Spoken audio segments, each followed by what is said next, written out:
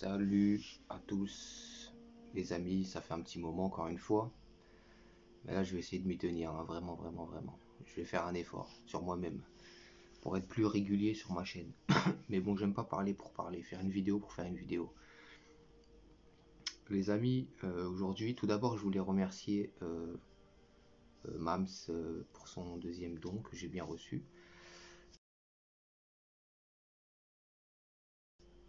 Merci frérot. Et Sabrina évidemment que j'ai oublié de remercier dans ma précédente vidéo, qui m'a ramené 500 € en bas de la maison. Donc merci à vous les amis pour tout ça, vous êtes étonnants, c'est le mot, étonnant, on va dire ça comme ça.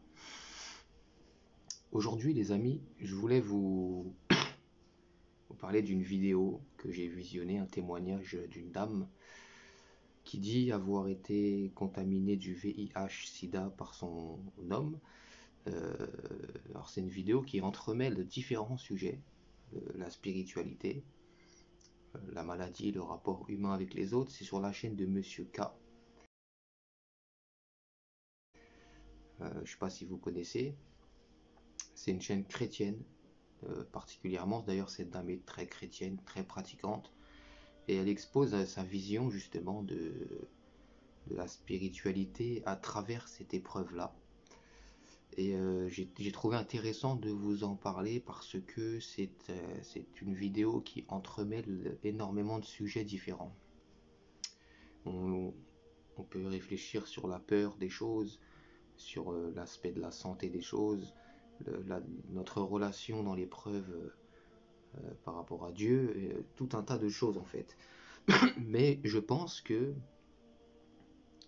si cette dame avait fait des études, enfin des recherches plus personnelles, qu'elle n'avait pas donné toute sa foi en la médecine des industries pharmaceutiques, elle aurait évité beaucoup d'embûches parce que dès lors où on lui a annoncé ça, qu'elle était porteuse du VIH-Sida, ça a transformé sa vie, elle a perdu beaucoup de temps, d'énergie, d'argent, elle s'est créé un tas de problèmes psychologiques et ça peut tout à fait se comprendre puisque dans la tête des gens c'est une maladie euh, qui condamne plus ou moins la personne. Bon, c'est un mot qui fait peur, surtout depuis 20 ans en France, mais je voulais moi vous exposer ma vision de tout ça puisque j'ai donné pas mal de temps à l'étude de la médecine de mon côté, de façon autodidacte, pendant plusieurs années, donc c'est des sujets que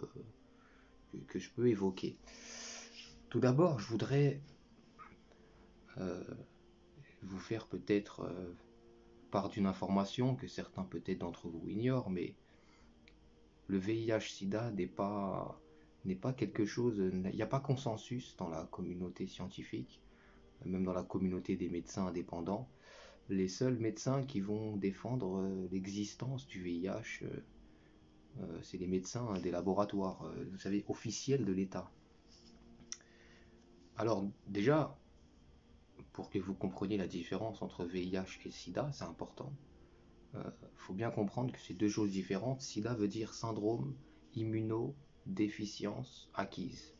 Donc ça veut dire que tu as acquis une déficience dans ton système immunitaire. Et c'est un syndrome, ce n'est pas une maladie.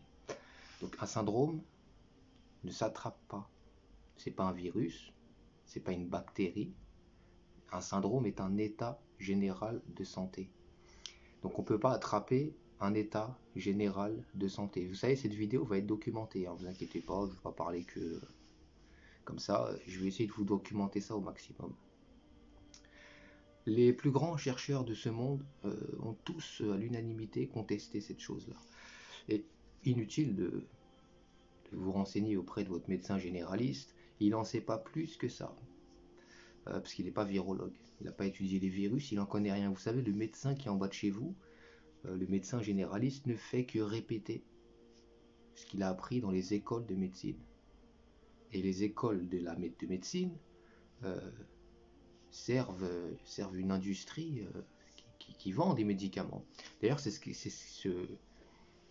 qu'expliquait justement un chercheur un étudiant en médecine, justement, il a fait des confessions sur YouTube par rapport à tout ça, au VIH-Sida. Il a expliqué que son prof lui avait confessé à sa classe que c'était pas une bonne idée que de trouver une solution à tout ça. Vous voyez, c'était, ça allait contrecarrer le commerce d'énormément de lobbies pharmaceutiques, et le lobby pharmaceutique, les amis, est le lobby le plus puissant du monde. C'est celui qui ramène le plus d'argent au-dessus des armes, au-dessus du tabac, au-dessus de l'alcool. C'est un lobby très très très puissant, on le voit avec le Covid aujourd'hui.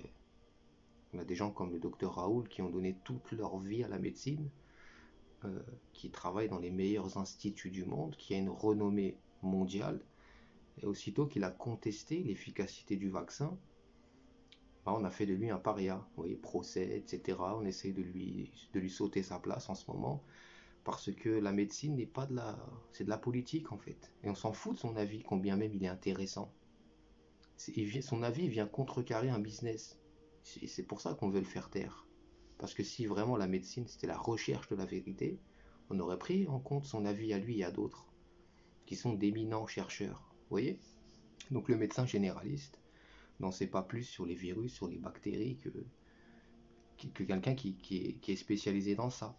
Et je vais que documenter ma vidéo sur des gens qui ont étudié les virus, les rétrovirus, dans les laboratoires.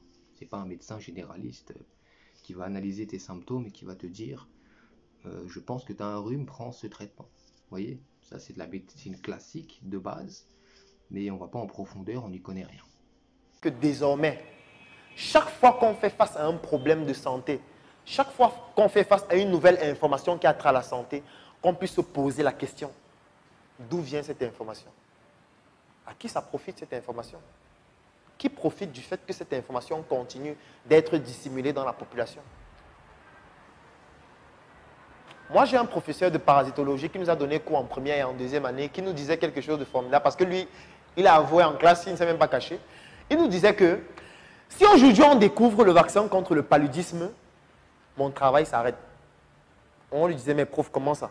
Il dit, mais en fait, chaque année, le Cameroun reçoit des subventions pour faire des études sur le paludisme, pour faire des travaux scientifiques sur le paludisme.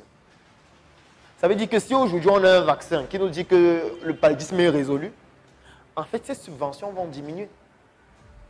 Et notre travail ne pourra plus se faire. Donc, on a intérêt à ce qu'il y ait toujours ce type de subvention. Et je vais aller plus loin. Ces subventions-là poussent à faire de fausses études. Et ça, c'est important, parce que moi, j'ai mené une enquête dessus. Parce que je fais aussi de la biostatistique. Je me suis rendu compte qu'il y a beaucoup d'étudiants qui font de fausses études, parce que ces études vont servir à avoir plus de subventions. Ça veut dire quoi? Quelqu'un va, par exemple, aller faire une étude sur le paludisme à l'Est, mais il va fausser les résultats. Parce qu'il faudrait que les résultats là permettent d'avoir plus de subventions au niveau des institutions internationales et des ONG. C'est très important. C'est qu'on est devenus en fait des bourreaux. Pour de l'argent, nous sommes devenus les bourreaux des patients. La médecine est tridimensionnelle. Il y a la médecine primordiale et primaire qui doit intervenir avant que la maladie ne survienne. Il y a la médecine secondaire qui intervient quand la maladie est déjà survenue. Il y a la médecine tertiaire qui intervient quand on veut maintenant résoudre des problématiques qui ont trait aux complications d'une maladie qui s'est bien installée.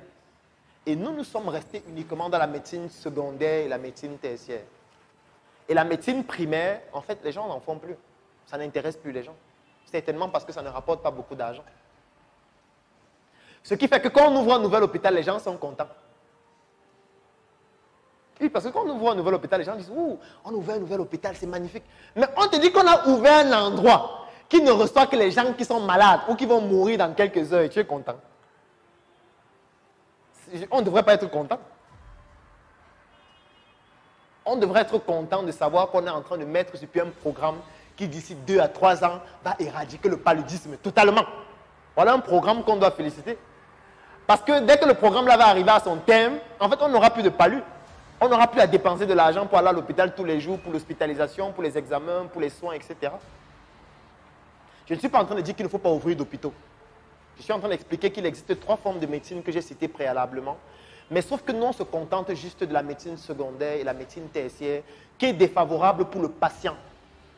Parce que le patient, surtout dans un pays comme le nôtre, c'est quelqu'un qui n'arrive même pas à se nourrir. C'est quelqu'un qui n'a même pas d'emploi. C'est quelqu'un qui a un PhD et qui est en train de dormir en bas d'un ministère depuis près de 30 jours. C'est ça le patient camerounais. Et c'est à ce même patient-là que tu voudrais demander qu'il puisse payer un scanner à 100 000 francs. Après avoir payé le scanner, il faut encore qu'il paye la consultation pour voir le neurochirurgien. Il faut encore qu'il paye l'opération à 2 millions de francs. Il n'a pas d'argent, surtout qu'il n'y a pas de sécurité sociale.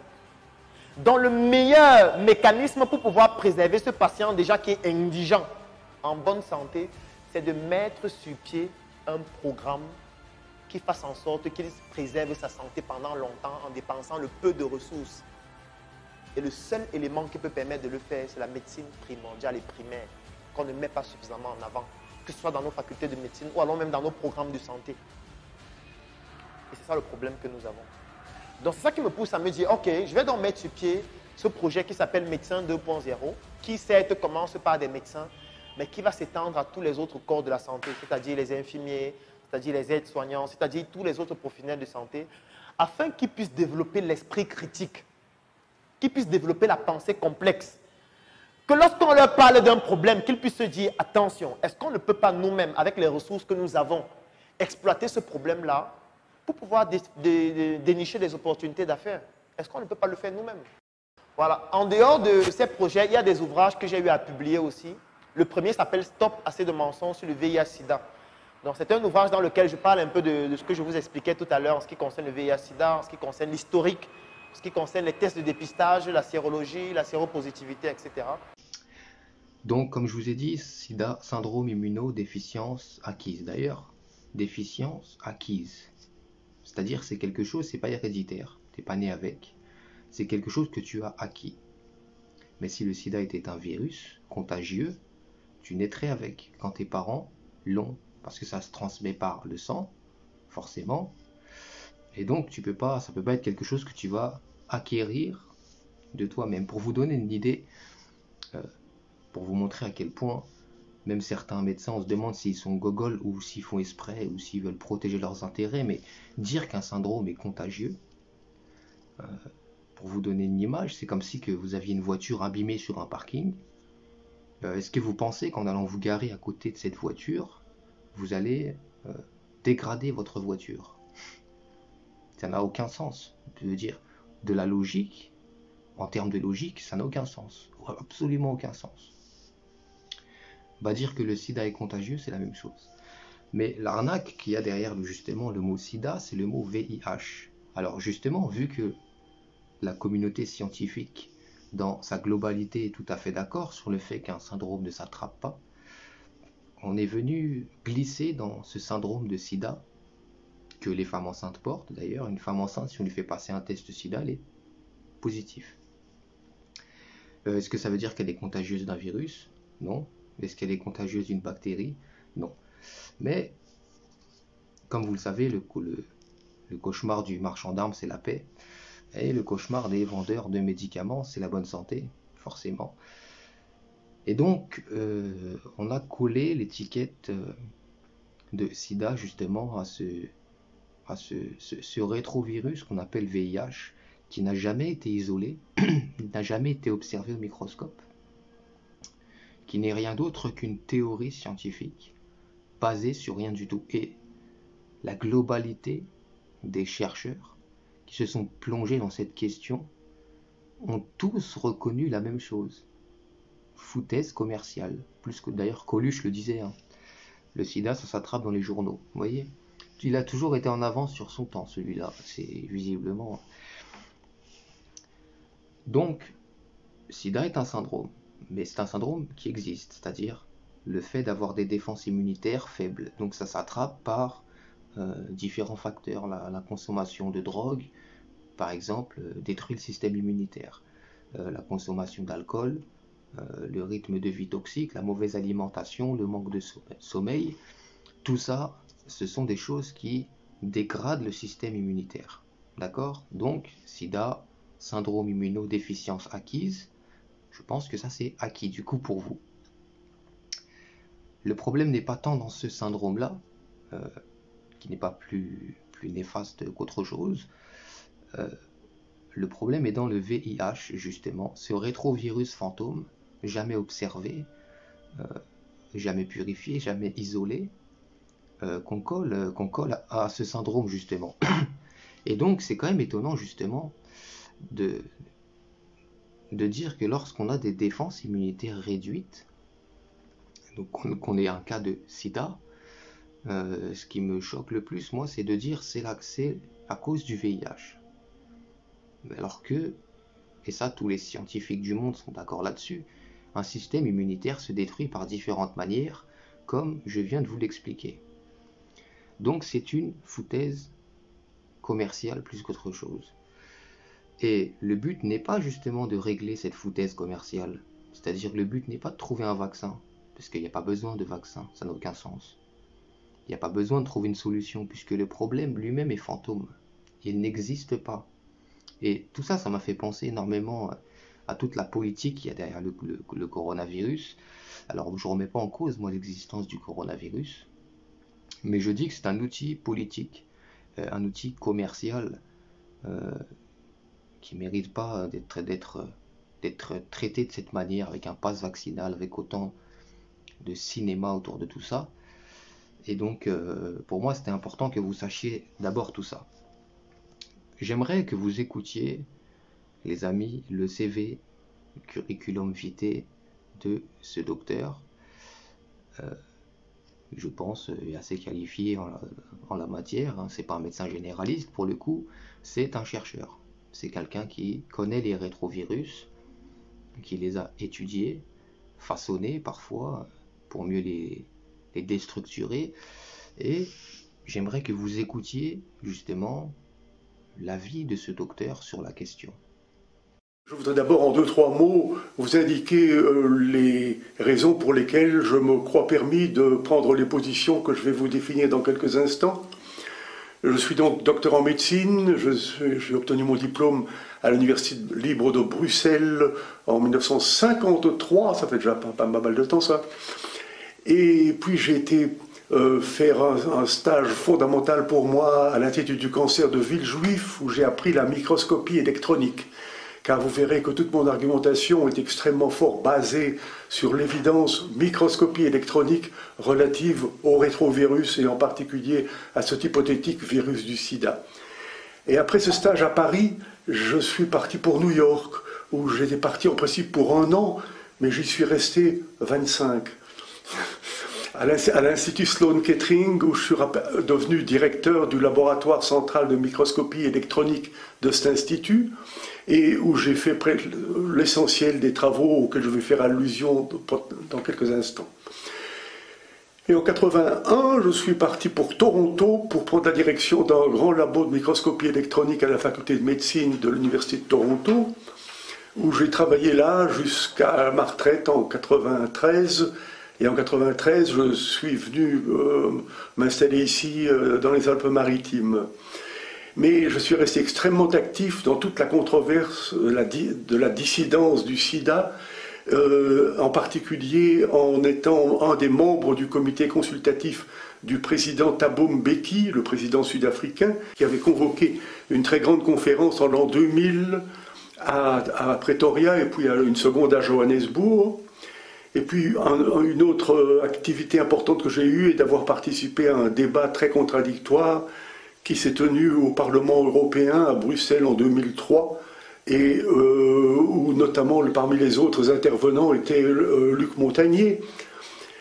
Et puis après ça, je suis devenu président d'une association américaine, essentiellement californienne, qui s'appelle Rethinking AIDS, dont j'étais président de 2005 à 2008. Mais je ne suis plus président maintenant et j'ai au fond perdu assez fort la connexion que j'avais avec ce groupe californien. Voilà l'essentiel.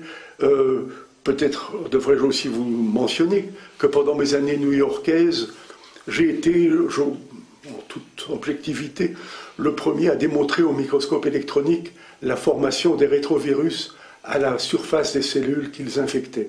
Et je suis donc resté hautement impliqué dans tous les programmes relatifs à la recherche frénétique d'un virus dans les leucémies et cancers humains, virus que l'on n'a jamais identifié, mais c'est resté le centre de mon activité scientifique d'appliquer la microscopie électronique à la recherche de ces virus qu'on a appelés plus tard rétrovirus et dont le fantomatique VIH est prétendument un membre de cette famille-là. Donc c'est pour vous rappeler en quelques mots les raisons pour lesquelles je crois avoir une autorité scientifique qui me permet de prendre les positions que nous allons résumer maintenant.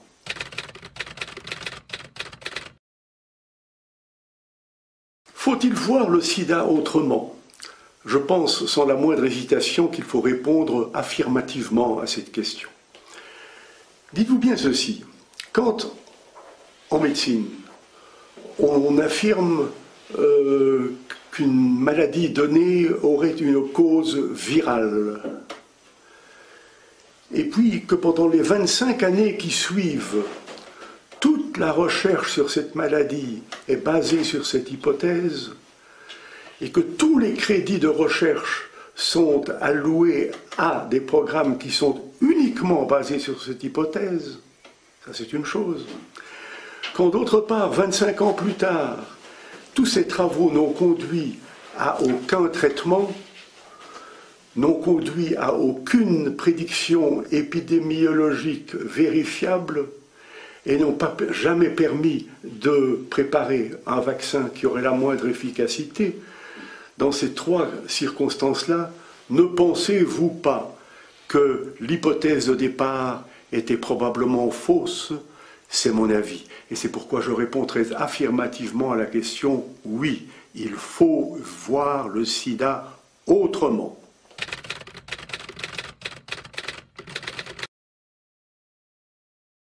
Il faut entendre par séropositivité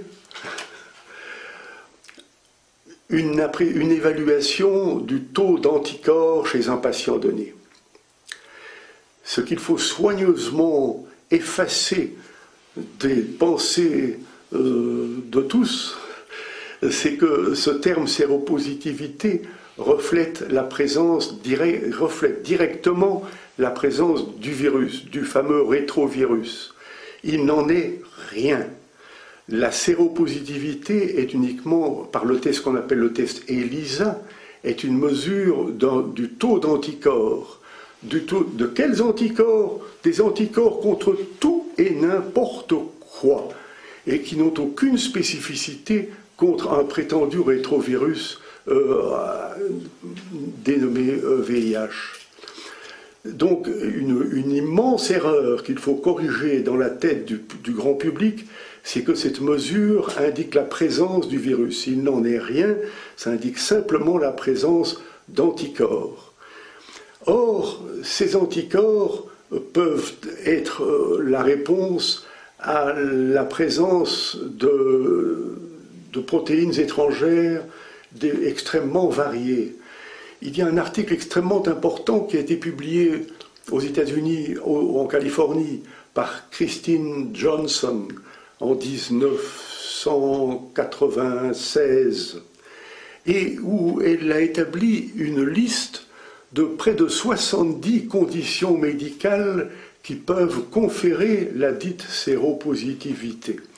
Cette liste est énorme, et tous ceux qui sont frappés par l'étiquette séropositif se doivent en première démarche de lire cette liste attentivement et de voir si leur profil, si leur histoire médicale ne s'expliquerait pas beaucoup plus simplement qu'en évoquant l'hypothèse d'une infection par un prétendu VIH. Cette liste comprend des affections comme la tuberculose, comme la lèpre, comme la malaria, comme le virus herpès. Cette liste comprend aussi les vaccinations, un grand nombre de vaccinations, y compris la vaccination antigrippale par exemple. Mais cette liste comprend aussi les transfusions multiples, avoir été exposé à de nombreuses transfusions et donc avoir été exposé à des protéines étrangères a pour résultat la fabrication d'anticorps qui sont dirigés contre ces protéines étrangères. Ça fait penser à qui ce que je viens de dire là? Moi, ça me fait très fort penser aux hémophiles. Les hémophiles sont très traditionnellement traités et obligatoirement traités par de très nombreuses transfusions sanguines. Or, si exposés à de très nombreuses transfusions sanguines, les hémophiles fabriquent donc des taux élevés d'anticorps qui ont rendu leur test dit le test ELISA positif. On en a conclu qu'ils étaient infectés par un prétendu VIH, ce qui n'a aucune justification scientifique. Et plus dramatique encore, on a non seulement conclu cette idée totalement fausse, mais on les a donc exposés à des traitements par des antirétroviraux comme l'AZT, médicament extrêmement toxique, et il ne fait dans mon esprit pas le moindre doute que de très nombreux hémophiles séropositifs sont morts non pas du VIH, mais bien de la toxicité du médicament AZT antirétroviral qui leur avait été imposé dans les années, disons, 87 jusqu'à 92 peut-être, qui leur avait été imposé à des doses affreusement toxiques qui, si je me souviens bien, approchaient le gramme et demi par jour, ce qui est une dose affreusement toxique.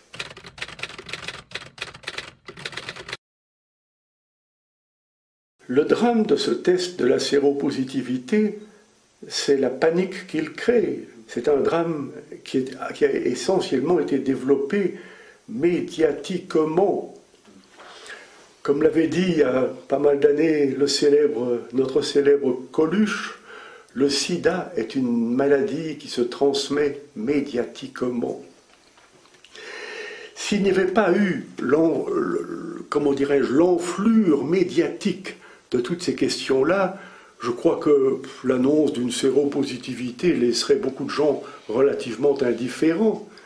Mais il y a eu une telle amplification proche de l'hystérie et créatrice d'une panique, d'une terreur absolument mondiale, qui fait que les gens que l'on déclare séropositifs sombrent dans une panique évidente, dans une dépression inévitable, qu'un nombre non tragique d'entre eux se suicident de désespoir, que leur vie personnelle en est complètement bouleversée, perte du boulot, divorce, effondrement dans des conditions de vie absolument lamentables, et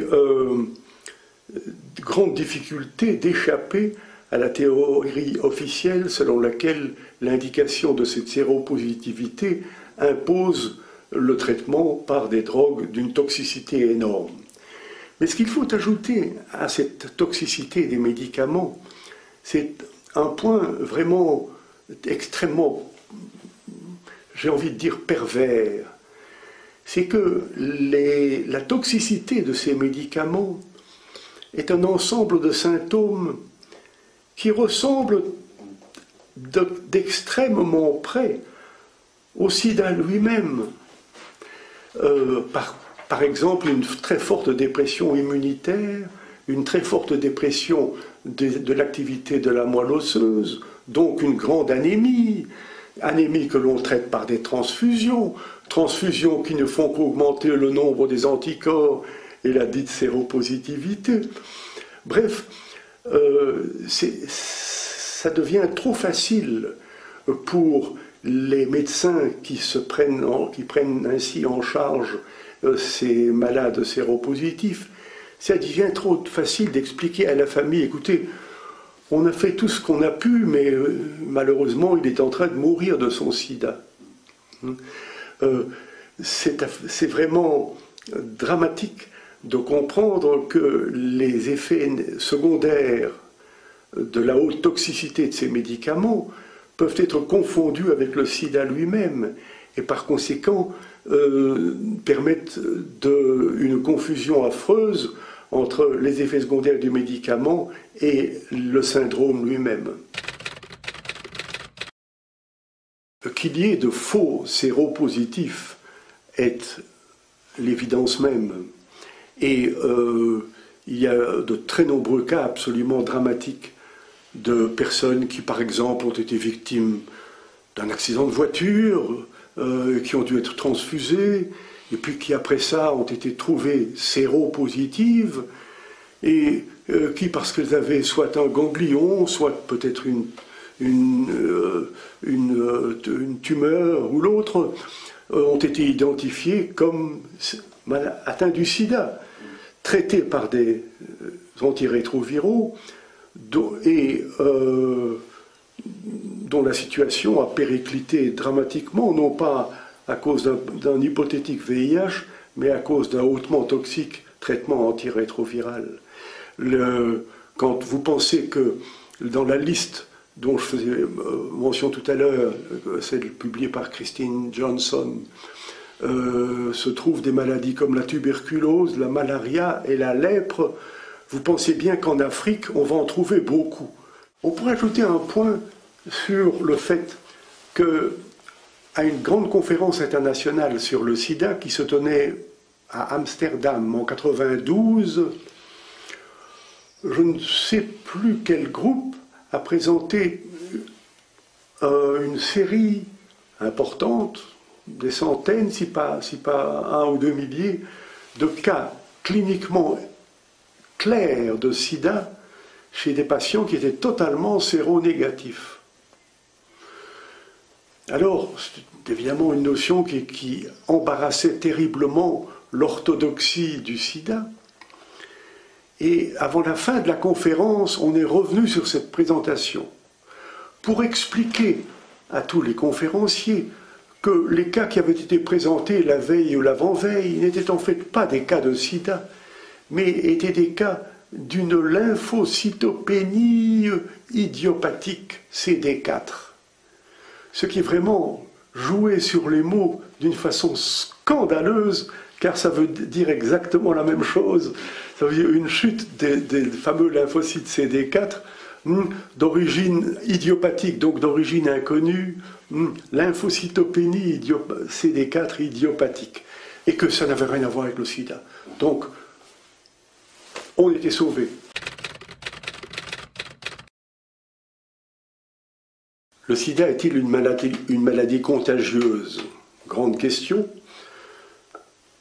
Pour l'immense majorité de la population du monde et des médecins du monde, la réponse est affirmative. Et je mets cette réponse très hautement en doute. Et quand je dis « je », c'est vraiment très présomptueux de ma part, parce que nous sommes quelques milliers de dissidents à partager les opinions que je vais vous résumer maintenant. Non, je ne pense pas que ce qu'on appelle le syndrome du sida soit une maladie contagieuse.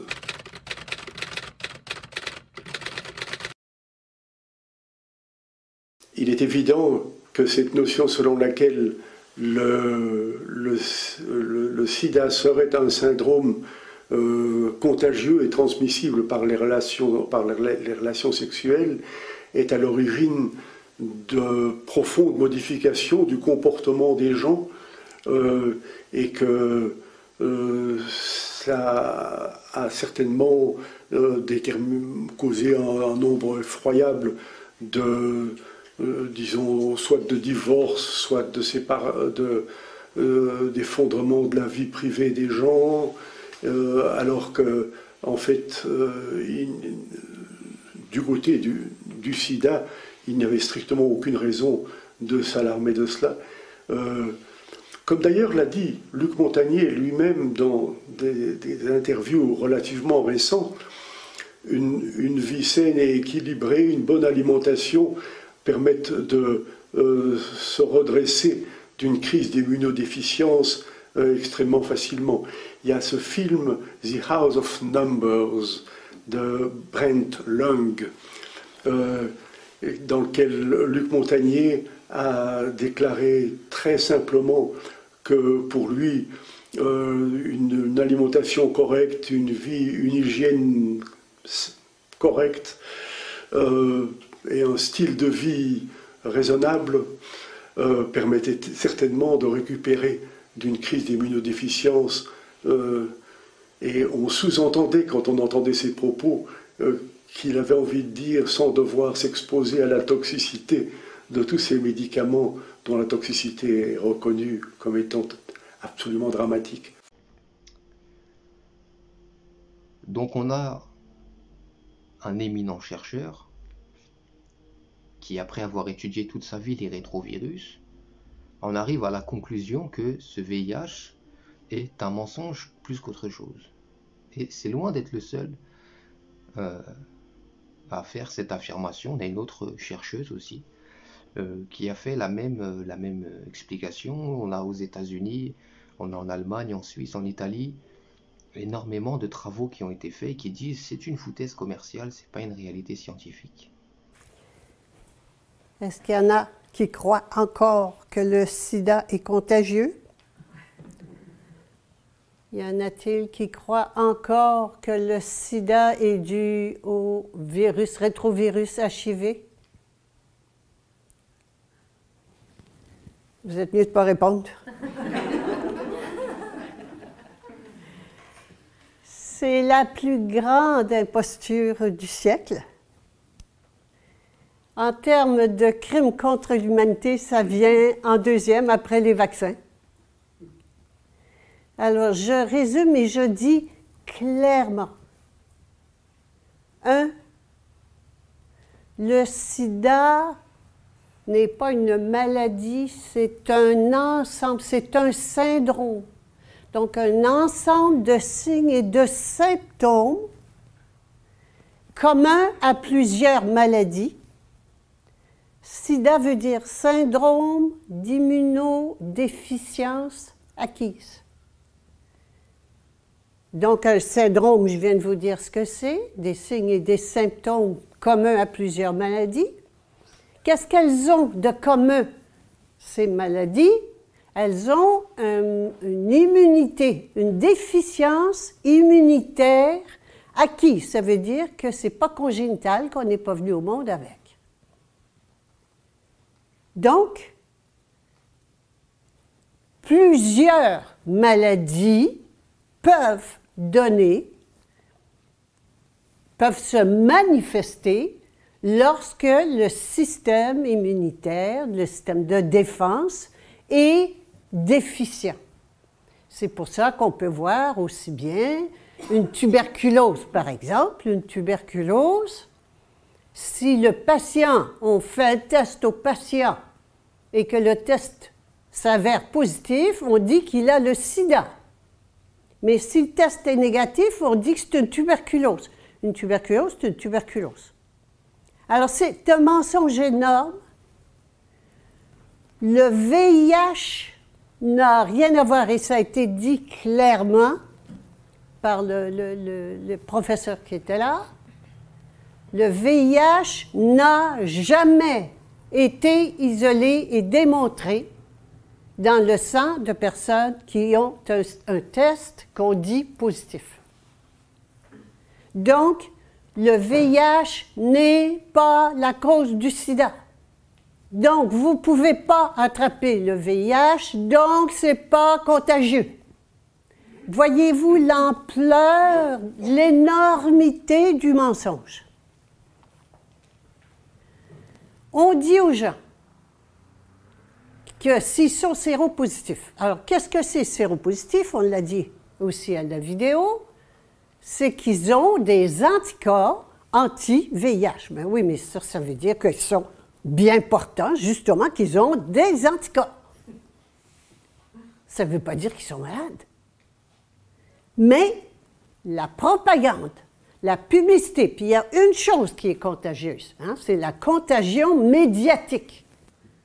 On fait croire aux gens des choses, l'argent contrôle complètement les médias et font passer ce qu'ils veulent. Et donc, on a fait croire aux gens, c'est un mythe, que séropositif égale mort, tu vas mourir, et les gens meurent en dedans de 2 ans. Pourquoi meurent-ils? Ben, parce qu'ils pensent, on leur dit, vous allez mourir. C'est mortel. Si vous avez cette séropositif, c'est sûr que vous avez le sida, puis si vous avez le sida, c'est sûr que vous allez mourir. Et donc, quand je pense que je vais mourir, je meurs. Hein? Je le fais arriver. Vous savez, quand on a peur de quelque chose, on le fait arriver.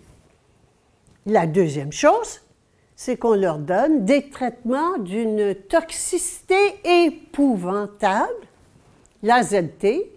L'AZT qui est un médicament qu'ils ont ressorti des tiroirs, qu'ils avaient proposé contre la leucémie, je pense plusieurs années auparavant, qui était tellement toxique qu'ils l'ont mis de côté, mais là, ils l'ont sorti parce qu'il y avait une urgence, il y a une maladie, la nouvelle, une épidémie.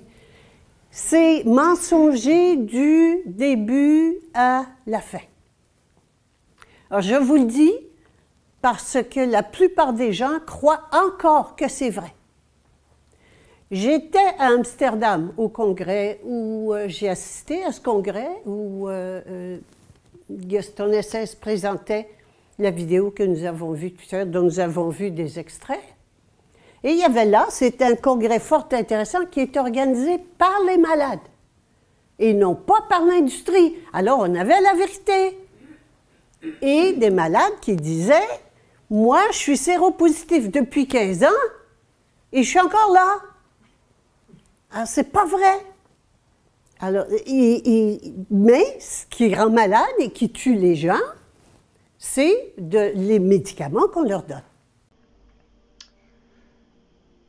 Mais moi, ce qui m'intéresse par-dessus tout n'est pas tant ça, parce que si finalement, si cette idée-là s'est glissée dans la tête des gens par la volonté de Dieu, c'est pas pour rien. Je pense qu'il y a une épreuve derrière tout ça, non pas pour les gens qui sont concernés, parce qu'ils ne sont pas vraiment concernés en vérité, mais c'est plus une épreuve pour l'autre, pour les autres.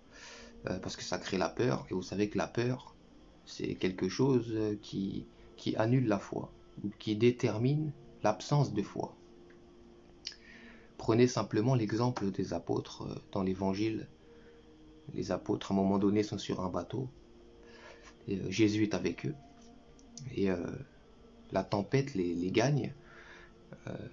Ils sont au milieu de la mer. Ils sont au sein d'une tempête terrible. Et ils voient un petit peu leur fin arriver, quoi. Ils sont dans la panique absolue. Et ils vont voir Jésus. Jésus est tranquillement en train de dormir de son côté. Il n'est pas du tout affolé. Lui, il veut juste qu'on le laisse faire son petit sommeil tranquillement. Il n'est pas une seconde inquiété par la situation. Donc les apôtres sont affolés. Ils vont voir Jésus justement, ils le réveillent. Réveille-toi. Regarde ce qui est en train de se passer. Les vagues nous dépassent, nous submergent. On va se retourner, on va finir au milieu de l'eau comme ça. Et donc Jésus se lève en colère. Il demande à la mer de se calmer. Et la mer se calme immédiatement. Parce que celui qui a la foi, le pouvoir sur les éléments qui l'entourent, la pluie, etc. Immédiatement après que Jésus a calmé cette eau-là, qui submergeait le bateau, Jésus s'est tourné vers les apôtres et les a accusés d'être des gens de peu de foi. Vous voyez? Parce qu'ils ont eu peur. Ils sont rentrés dans la peur. Et la peur, les amis, c'est quelque chose que le malin utilise contre la race humaine. Parce que quand on est dans la peur, on est dans une énergie qui est négative. Et la vie est faite d'énergie, les amis. Dieu nous rappelle dans le Coran, rien ne nous atteindra en dehors de ce que Dieu a prescrit pour nous. Tu vois? Donc quand tu as peur face à une situation comme ça, qu'importe quelle situation d'ailleurs, c'est que tu es en train de témoigner de ton absence de foi. Mais pour cette dame-là, en l'occurrence, qui explique son cheminement social par rapport à cette maladie, quand elle rencontre un homme, qui lui explique qu'elle est porteuse du VIH-Sida, elle explique que les gens sont réticents immédiatement. Ils sont dans la crainte, dans la peur, et ils s'en éloignent, forcément. Et c'est là où je vous dis que l'épreuve peut-être s'installe, justement, parce que en s'éloignant, qu'est-ce qu'ils sont en train de faire ? Ils sont en train de témoigner de leur absence de foi, parce que leur peur de cette situation a été plus grande que la compassion qu'ils devraient avoir, que cette situation nécessite, que plus grande que l'amour de leur prochain. Parce que justement, c'est dans la tête des gens une maladie assez gravissime, vous voyez. Et quand tu as affaire à un être humain qui est dans une situation gravissime, le fait de fuir est vraiment un comportement lâche, comme on n'en fait plus en vérité, et comme les croyants n'en connaissent pas.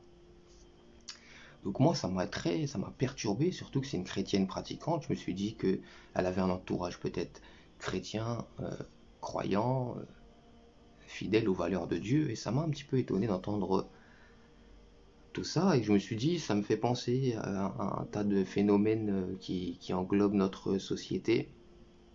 Vous traversez énormément, les amis, de plans du diable, et vous vous en rendez juste pas compte, je pense, si on regarde un petit peu comme le monde tourne au moment où je vous parle. Nous sommes en plein dans l'épreuve, mais en plein dedans, et on est dans l'épreuve qui est décrite dans le Coran, qui est décrite dans l'Évangile, qui est décrite dans la Torah. Allumez simplement, je vais vous donner des exemples, allumez votre téléviseur à partir de 20h59, 21h, vous allez voir une quantité de reportages qui traitent des meurtres. Vous voyez, Morandini, Crime, Énergie 12 et compagnie, vous connaissez les émissions comme ça, les enquêtes impossibles, parfois c'est sur 3-4 chaînes d'affilée. C'est-à-dire on vient créer dans le subconscient des gens la peur de l'autre. Tu vois, quand tu regardes, toi tu es chez toi, tu regardes ce reportage, tu te dis, bon, faut que je me méfie des gens. Il y a des fous quand même. Je ne sors plus après telle heure. Je ne parle plus à des inconnus. C'est-à-dire ça crée la paranoïa dans la tête des gens. On est encore dans ce cheminement de la peur, vous voyez. Et quand on n'est pas dans ce cheminement de la peur, on est dans un autre cheminement qui est le frère jumeau de la peur, c'est-à-dire la pagaille. Parce qu'il y a quoi d'autre à la télé qu'à part ces émissions-là qui viennent créer la peur dans la tête des gens. Je ne parlerai pas évidemment de tous les reportages là qui vous parlent de réchauffement climatique. Toutes les semaines sur le Parisien, ils nous disent qu'une comète a frôlé la Terre. Vous voyez, c'est tout le temps comme ça. Tout le temps, tout le temps, tout le temps. Après, on a les téléréalités à côté. Voilà, pour y participer, il faut montrer ses fesses ou bien clasher tout le monde. On sait très bien que ça crée une éducation particulière. Dans les collèges, parce que c'est la plupart des gens qui regardent ces émissions sont jeunes, et ils veulent imiter ce qu'ils voient à la télé. Donc ils vont aller se clasher sans aucune raison avec leurs camarades, pour imiter leur candidat préféré. D'ailleurs, si vous faites le topo de tout ce que vous voyez à la télé, vous allez voir que c'est ou de l'idiotie, ou de l'impudicité, ou de la peur, ou de la pagaille. Et tout ça, les amis, est voulu. Moi, j'avais fait une vidéo sur le coronavirus, j'avais dit aux gens, prenez-vous dans les bras. Faites en sorte que votre amour pour votre prochain sera plus grand que votre crainte. Parce que ça, c'est justement, c'est témoigner de sa foi. Comme je vous disais dans ma vidéo précédente, la croyance, c'est pas savoir que Dieu existe. Tu le sauras de toute manière que Dieu existe, puisque tu vas lui rendre des comptes à un moment donné, il te questionnera sur tes choix. Donc ça, mettez ça de côté, que Dieu existe ou n'existe pas à l'heure actuelle, ça n'a aucune espèce d'importance dans ton cheminement spirituel. Puisque ce que Dieu attend de toi, c'est une manière de conduite. C'est une certaine conduite. Il n'attend pas de toi que tous les matins tu dises « je sais que tu es là ». D'accord? Et si vous faites le topo de tout ça, les amis, vous allez vous rendre compte que, posez-vous la question d'ailleurs simplement, quand vous regardez un programme à la télé, allumez la télé, mettez une chaîne aléatoire, et posez-vous la question, qu'est-ce que ça m'enseigne? Pourquoi c'est là? Et vous allez voir que tout est voulu, tout est contrôlé. À chaque fois qu'un homme s'est levé pour dire « aimez-vous les uns les autres », c'est ce que Jésus disait, on l'a crucifié. D'accord? Et je reviendrai dessus. Je sais qu'il y a un passage dans le Coran qui dit « ils ne l'ont ni tué ni crucifié ». Et souvent on présente ce passage que même moi j'ai cru pendant un moment donné comme étant l'absence de crucifixion. Or, ce n'est pas le cas. Parce que nous devons voir à qui le propos s'adresse. Il s'adresse aux Juifs, justement. Aux Juifs qui sont des contemporains du prophète, Mohammed. Donc ces Juifs-là, qui sont à demi-mot en train de menacer le prophète, Dieu leur dit, ils n'ont ni tué ni crucifié Jésus. Mais ça ne veut pas dire qu'il n'a pas été crucifié, c'est une autre vidéo, je reviendrai dessus. Vous allez voir que c'est tout bête, en vérité. Mais quand on isole les passages, comme on a l'habitude de le faire, comme les imams le font tout le temps, professionnels dans ça, on comprend mal les choses. Donc les amis, justement, quand Jésus s'est levé pour dire aimez-vous les uns les autres, bah, il a gagné la foudre des gouvernements de son époque. Et à notre époque encore, quand un homme se lève pour dire rapprochez-vous, aimez-vous, soutenez-vous, on en fait un paria. C'est quand même étonnant les amis. On vit dans un monde qui est comme ça. C'est stupéfiant. D'ailleurs, on a un film qui est sorti il y a quelques 20 ans, qui s'appelle L'Associé du Diable, qui nous parle de notre époque justement, avec une précision déconcertante, et c'est là où on voit que tout était prévu déjà comme ça. On avait prévu de créer la peur entre les gens, de les diviser, de stigmatiser tout ce qui n'entre pas dans le schéma qu'on voudrait voir, les amis. Je vais vous mettre un bout de ce en description. En description de la vidéo, je vais vous mettre, ou alors je vous le mettrai là, je sais pas, on verra, parce que les montages c'est long, je suis avec un petit téléphone moi et ça prend 40 minutes à télécharger quelque chose. Écoutez cet extrait de ce film là, s'il n'est pas là dans la vidéo, il est en description. Vous allez voir, on y parle de la fibre optique qui regroupe les gens, c'est-à-dire l'internet en vérité. C'est un film qui a plus de 20 ans. On y parle de l'ego des gens qu'on va faire grandir comme ça, où chacun va se prendre pour son petit roi. Aujourd'hui on le voit, hein, tout le monde a des filtres, tout le monde veut s'habiller avec des marques, tout le monde s'aime de plus en plus, tout le monde veut briller de plus en plus. Le diable essaye de prouver des choses à Dieu. Il veut montrer que nous sommes tout aussi orgueilleux nous-mêmes que lui l'a été, et donc il n'a aucune raison d'être condamné. Et les amis, vous êtes en train de lui donner raison, beaucoup d'entre vous, beaucoup. Vous êtes en train d'approuver son projet. On est dans une ère comme ça, regardez TikTok, Instagram, c'est-à-dire tout le monde nous présente une vie qu'il ne mène pas. Tout le monde nous présente une vie qu'il n'a pas. Et les gens, les amis, ne savent même plus parler de leurs erreurs. Quand tu reproches quelque chose à quelqu'un, tout de suite c'est « non, c'est pas vrai. Non, ça s'est pas passé comme ça. » Regardez le prophète David, comment il parlait à l'époque.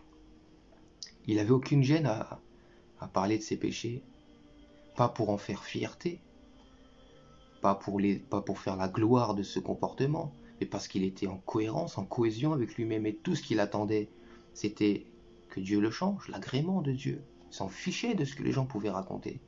Aujourd'hui, on est dans une ère, les amis, de bluff, de mensonges. Tout le monde ment, tout le monde s'invente une vie.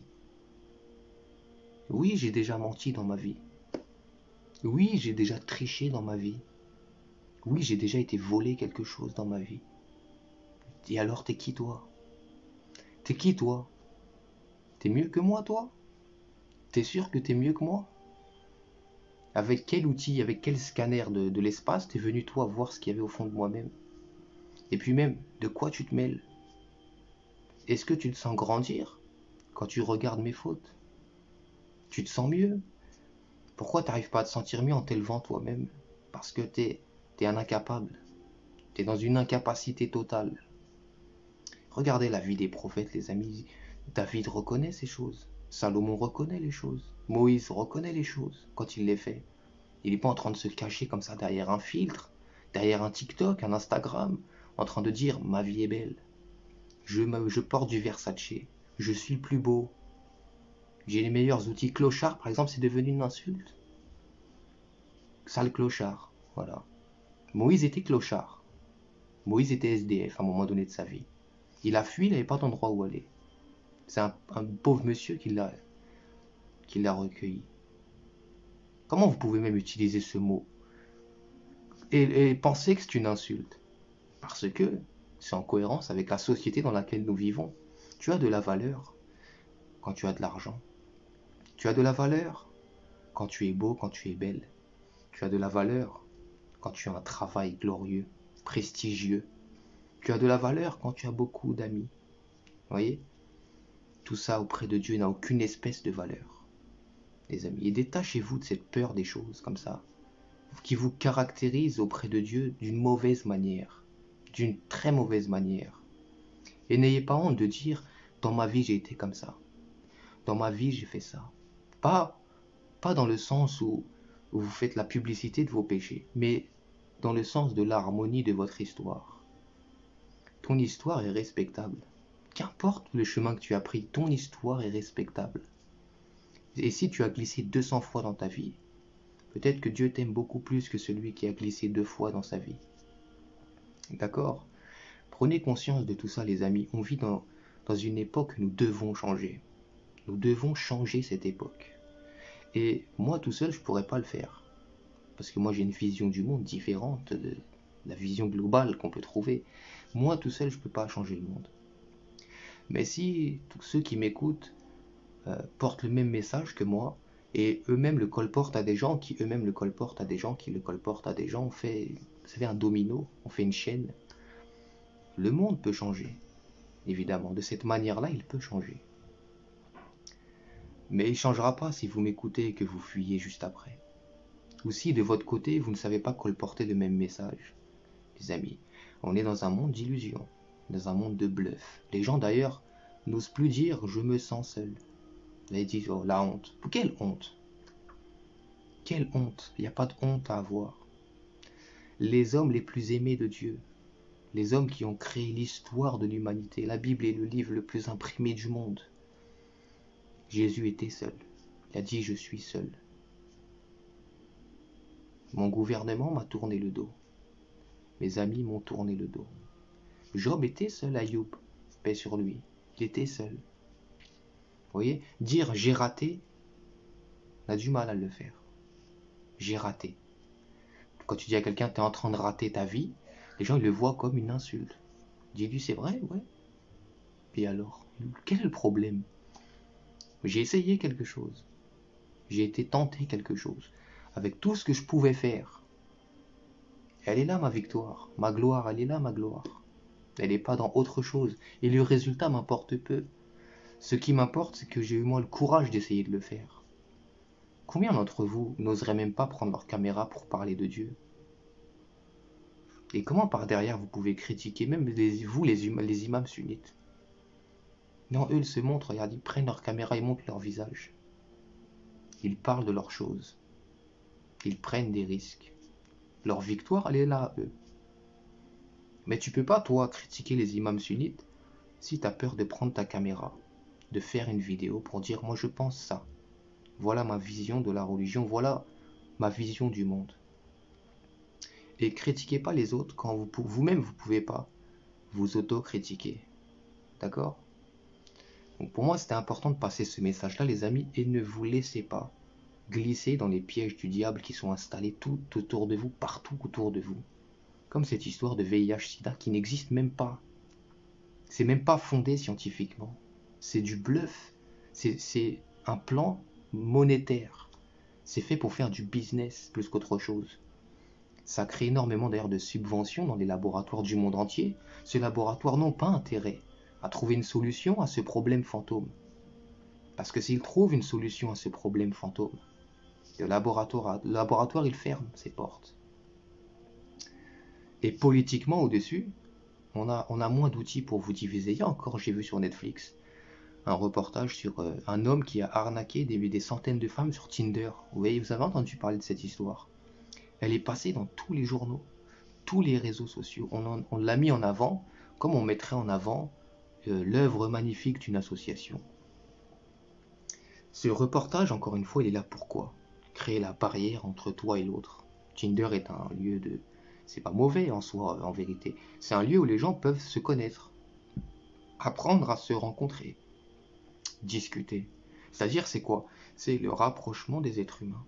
Après, on peut l'utiliser d'une bonne ou d'une mauvaise manière, mais le principe en soi n'est pas mauvais. Mais même avec ça, on vient créer des barrières. La femme qui a vu ce reportage, quand après quelqu'un va lui écrire, un homme ou une femme, elle va se rappeler de ça, va dire on ne sait jamais, je bloque les portes. Vous voyez? Et là, tu vois, tu viens de tomber dans quoi? Dans le projet qu'il y a derrière ce programme qu'on te présente comme étant un divertissement. C'est tout un plan, les amis, ça s'appelle de l'ingénierie sociale. Et vous êtes plongé dedans, justement. Ce que disait d'ailleurs le médecin là, qui était étudiant par rapport aux subventions que le Cameroun recevait pour faire ses fausses études du VIH-Sida. Il expliquait que le problème, c'est la médecine tertiaire. Elle n'est pas utilisée. Et je vais vous expliquer un petit peu c'est quoi la médecine tertiaire, la médecine primaire. C'est-à-dire, c'est régler le problème à la source. Par exemple, on sait que l'alcool détruit le foie. On s'en fout de ça. On ne crée pas des hôpitaux, des centres pour éviter que ça arrive. On attend la conséquence. On attend que le problème soit créé.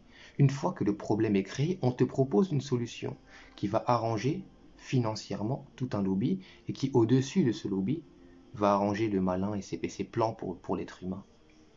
Parce que si tu règles le problème à la source, si directement tu éloignes les gens de l'abus d'alcool, par exemple, déjà ça n'arrange pas les vendeurs d'alcool, qui sont des milliardaires, et ça n'arrange pas les docteurs et les médecins et les industries pharmaceutiques derrière. Ça les arrange pas, parce qu'ils n'auront plus besoin de l'hôpital. Donc ils préfèrent attendre que tu te sois dépouillé de tes organes, de tout ce qui t'aide, pour te dire maintenant nous avons la solution. Alors que la vraie santé, vous savez, la maladie, les amis, c'est quoi? Ce n'est que l'absence de santé. La maladie n'est que l'absence de santé.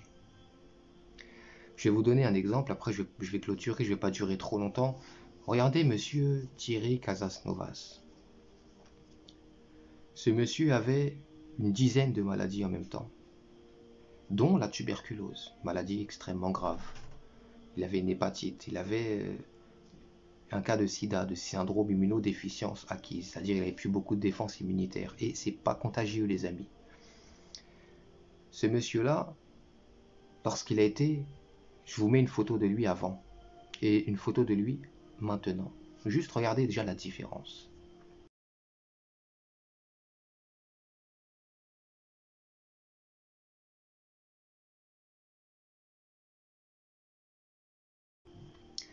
Lorsqu'il était dans son état très réduit, malade, dans la première photo vous l'avez vu, et qu'il a été à l'hôpital, les médecins lui ont dit il te reste quelques mois à vivre, pas plus.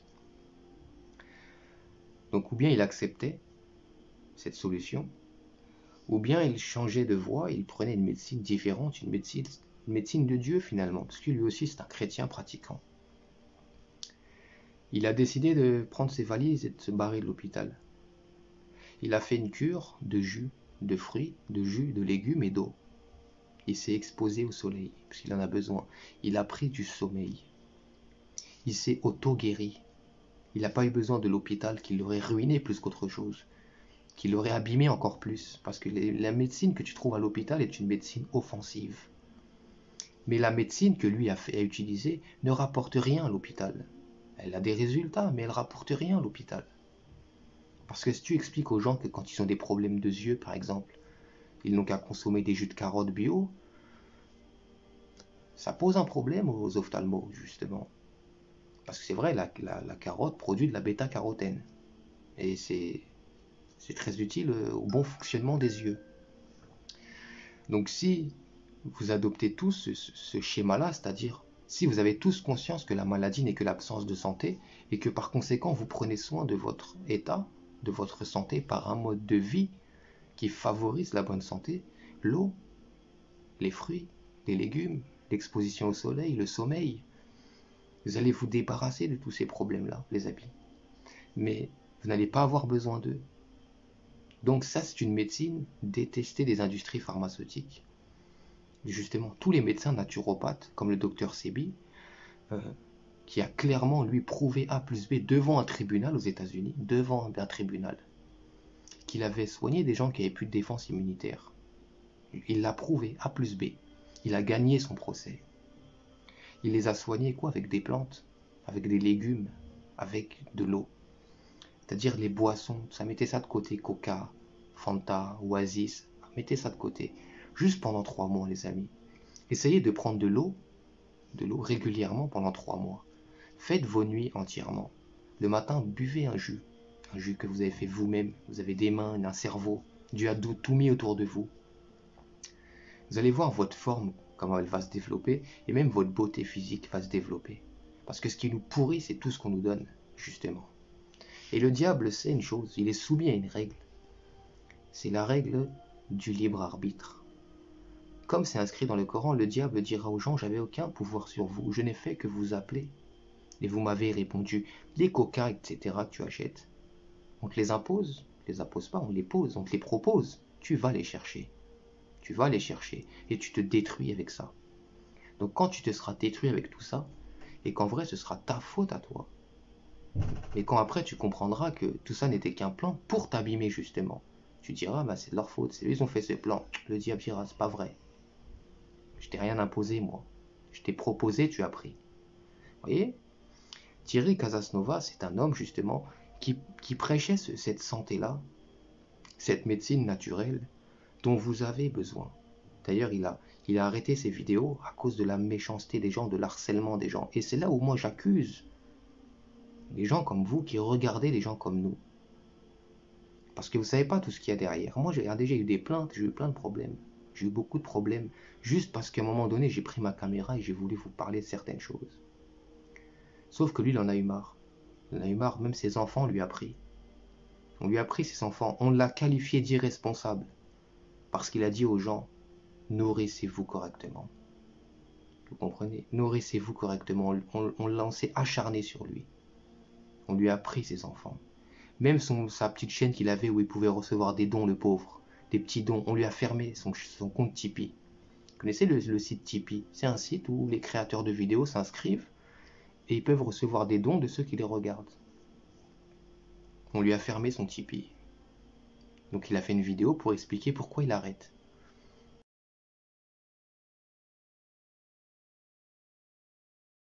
Pourquoi il est fatigué de tout ça. Cet homme est venu avec un remède pour vous, avec un message d'amour pour vous. Si les gens qui le regardaient n'avaient pas fait justement comme les gens qui ont suivi Jésus à un moment donné, qui se sont barrés quand les Juifs s'en sont pris à lui, il serait encore en train de combattre à vos côtés et de vous donner des solutions. Parce que Dieu lui a confié de savoir. C'est là où je vous dis, j'accuse et j'accuse. Tous ceux qui viennent se nourrir de ce que nous pouvons leur donner, et qui lorsqu'il y a un petit problème, une petite secousse, ils nous tournent le dos, ils nous crachent dessus, ils nous affichent, ils crient avec les loups. Pourquoi vous êtes comme ça? Pourquoi vous ne savez pas vous battre pour votre prochain? Pourquoi vous êtes tout le temps dans des énergies négatives? Le monde fonctionne avec des énergies. C'est quoi cette caméra qui est en train de me filmer? Elle a un œil, elle? Pourquoi elle arrive à me voir? Parce qu'elle réceptionne des énergies. D'accord? Donc elle peut voir. Mon œil réceptionne les énergies, il peut voir. Mes oreilles réceptionnent les énergies, elles peuvent entendre. Il y a un micro dans mon téléphone. Quoi? Mon téléphone a des oreilles? Il n'a pas d'oreilles. Comment ça se fait que mon téléphone entend? Comment il peut vous transmettre un son? Parce que le monde est fait d'énergie. Il y a l'énergie positive et l'énergie négative. La peur est une énergie négative. Quand au nom de la peur, tu as un comportement comme ça de lâche parfois.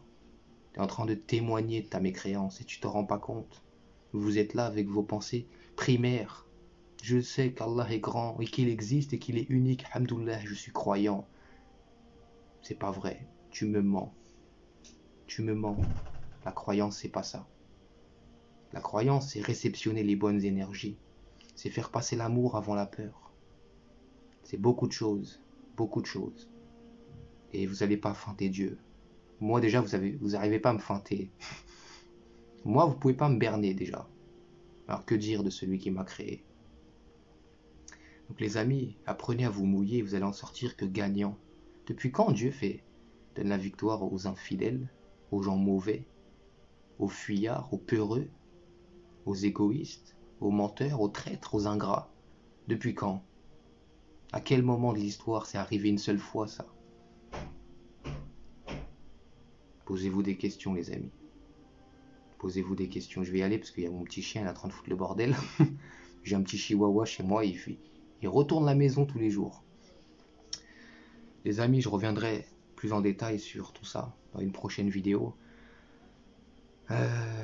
Portez-vous bien, faites attention à vous. Et je vais fermer moi-même la section commentaires quelques temps, mais je la rouvrirai dans quelques jours si Dieu le veut. Et je pourrai répondre à vos questions. Voilà, portez-vous bien, faites attention à vous. Et allez voir la vidéo aussi de Thierry Casasnovas, où il vous explique pourquoi il arrête ses vidéos. Vous allez comprendre pourquoi je dis j'accuse, j'accuse et j'accuse. Comme Jésus a dit, mon royaume n'est pas de ce monde. S'il était de ce monde, ceux qui me suivent auraient combattu pour pas que je fusse livré aux Juifs. Tu as une tête à avoir besoin d'un verre. Ouais, je veux bien, merci. Eddie Barzoun, Eddie Barzoun. Ah, je l'ai materné à travers 2 divorces, une cure de désintoxication à la coke et une réceptionniste enceinte. Ah, une créature de Dieu, ah. La créature parfaite de Dieu. Ah. Et je l'ai mis en garde pourtant. Je l'ai mis en garde à chacun des pas qu'il faisait, en le regardant rebondir dans tous les sens comme un jouet déglingué. 120 kilos d'égoïsme forcené, de cupidité sur pied. Le prochain millénaire est au coin de la rue, Kevin. Eddie Barzoun, regarde-le bien. Excusez-moi. Parce qu'il est la figure emblématique des 1000 prochaines années. Les gens comme lui, c'est pas par hasard qu'ils existent. On aiguise tellement les appétits humains qu'ils pourraient fissionner n'importe quel atome de leur désir acéré. On bâtit des égos de la taille des cathédrales, et la fibre optique relie l'ensemble du monde à chaque pulsion du plus petit égo. On rend bandant les rêves les plus tartes, à force de billets verts, de toques, de plaquets, de paillettes, jusqu'à ce que le dernier des humains se prenne pour un empereur, et devienne son propre dieu, et une fois qu'il en est là. Ouais, je sais, va te faire foutre. Pendant qu'on s'étripe pour un marché ou un autre, qui s'intéresse à la planète? L'air vicié, l'eau souillée, même le miel des abeilles prend le goût métallique des pluies radioactives. Et ça n'arrête jamais. Ça va de plus en plus vite. On ne prend pas le temps de réfléchir, de préparer. On joue notre avenir en bourse alors qu'il n'y a déjà plus d'avenir. Le train s'est emballé, mon garçon. Il y a des milliards d'Eddie Barzoun qui courent vers l'avenir. Chacun d'eux se prépare à fourrer son poing jusqu'au coude dans le cul de l'ex-planète de Dieu et à se lécher les doigts avant de les poser sur le clavier virginal de son ordinateur pour y noter ses saloperies d'heurship de merde. Seulement un jour, ça s'arrête. Un jour ou l'autre, il faut payer, Eddie. Tu es allé un peu trop loin pour quitter le jeu en cours de partie. Donne-moi ta montre. Quoi? Je l'aime cette montre. Si tu crois qu'il suffit de me donner un ordre pour que... Ah! Ton ventre est trop plein, ta queue endolorie, tes yeux sont injectés de sang et tu ne peux plus qu'appeler à l'aide. Mauvaise nouvelle, Eddie, il n'y a plus personne. Tu es tout seul, Eddie. Tu n'es plus que la petite créature parfaite de Dieu.